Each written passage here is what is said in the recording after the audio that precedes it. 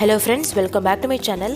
இன்னைக்கு நம்ம எல்லாருக்குமே ரொம்ப பிடிச்ச வெஜிடபிள் காலிஃப்ளவர், அதை வச்சு காலிஃப்ளவர் மசாலா நம்ம எப்படி செய்யறதுன்னு பார்க்க போகிறோம். இது chapati, idli, dosa, variety rice, curd rice, sambar சாதம் எல்லாத்துக்குமே ரொம்ப அட்டகாசமான சைட் டிஷ்ஷாக இருக்கும். கண்டிப்பாக இந்த மாதிரி ட்ரை பண்ணி பாருங்கள். வாங்க இப்போ நம்ம இதுக்கு என்னென்ன தேவைன்னு பார்க்கலாம். அதுக்கு ஒரு காலிஃப்ளவரை இந்த மாதிரி கட் பண்ணிக்கோங்க. அந்த தண்டெல்லாம் ரிமூவ் பண்ணிவிட்டு கட் பண்ணிவிட்டு வச்சுக்கோங்க. இப்போது இதில் நம்ம 2 டீஸ்பூன் கிட்ட மஞ்சள் சேர்த்துக்கலாம். இது கூடவே 1 டீஸ்பூன் உப்பு சேர்த்துக்கோங்க. சேர்த்துட்டு தண்ணியை நல்லா சூடு பண்ணி வச்சுக்கோங்க. இப்போ இதில் நம்ம சுடு தண்ணியை கலந்துடலாம். கலந்துட்டு வச்சுருங்க.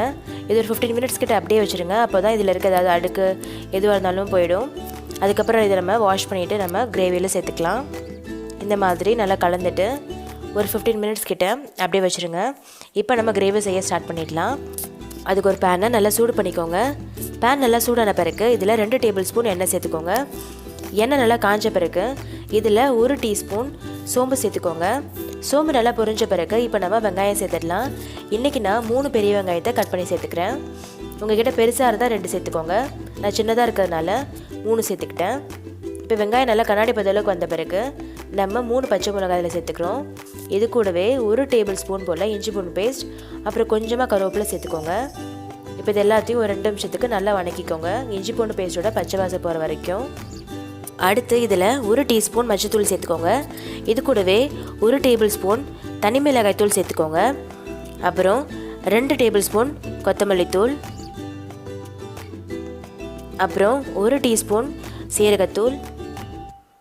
இது கூடவே ஒரு 3/4 டேபிள் ஸ்பூன் கிட்ட கரம் மசாலா சேர்த்துக்கோங்க. இப்போ இது எல்லாத்தையும் நல்லா கலந்துக்கோங்க. இது ஒரு 2 நிமிஷத்துக்கு நல்லா வணக்கிக்கோங்க. இந்த மாதிரி நல்லா வணங்கின பிறகு இப்போ இதில் நம்ம தக்காளி சேர்த்துக்கலாம். இன்றைக்கி நான் 2 தக்காளியை நல்லா அரைச்சி சேர்த்துக்கிறேன், பெரிய தக்காளியாக. இதில் நல்லா பழுத்த தக்காளியை சேர்த்துக்கோங்க. அப்போ தான் கிரேவி நல்லா டேஸ்ட்டாக இருக்கும். உங்கள்கிட்ட சின்ன தக்காளினா நீங்கள் 3 சேர்த்துக்கோங்க. இப்போ இது ஒரு வாட்டி நல்லா கலந்து விட்டுக்கோங்க. இதில் 1 டேபிள் ஸ்பூன் உப்பு சேர்த்துக்கோங்க. சேர்த்துட்டு நல்லா கலந்து விட்டுக்கோங்க. இப்போ இது ஒரு மூடி போட்டு நம்ம ஒரு 10 நிமிஷம் கொதிக்க விட்டுடலாம். இப்போ எண்ணெய் நல்லா பிரிஞ்சு வந்திருக்கு பாருங்கள். இப்போ நம்ம எடுத்து வச்ச காலிஃப்ளவரை இதில் சேர்த்துக்கலாம். ஆல்ரெடி நம்ம சுடுதண்ணி ஊற்றி வச்சுருந்தோம்ல, அதை வடிகட்டிட்டு சேர்த்துக்கோங்க. சேர்த்துட்டு இது ஒரு வாட்டி நல்லா கலந்து விட்டுட்டு இது எண்ணெயிலேயே ஒரு 2-3 நிமிஷம் நல்லா வணக்கிக்கோங்க. அதுக்கப்புறம் நம்ம இதில் ஒரு 1/2 கப் தண்ணி சேர்த்துக்கலாம். இதை ஒரு வாட்டி நல்லா கலந்து விட்டுட்டு ஒரு மூடி போட்டு 15-20 நிமிஷம் மீடியம் ஃப்ளேமில் அப்படியே வச்சுருங்க. அதுக்கப்புறம் நம்ம செக் பண்ணி பார்க்கலாம். இப்போ ஆல்மோஸ்ட் நம்ம கிரேவி ரெடி ஆகிடுச்சு. இப்போ கடைசியாக நம்ம 1 டேபிள் ஸ்பூன் மிளகுத்தூள் சேர்த்துக்கலாம். சப்போஸ் உங்களுக்கு காரம் ஆல்ரெடி கரெக்டாக இருந்துச்சுன்னா இதை சேர்த்துக்க வேண்டாம், ஸ்கிப் பண்ணிவிடுங்க. இப்போ நம்ம கிரேவி நல்லா கெட்டி ஆகிடுச்சு பாருங்கள்.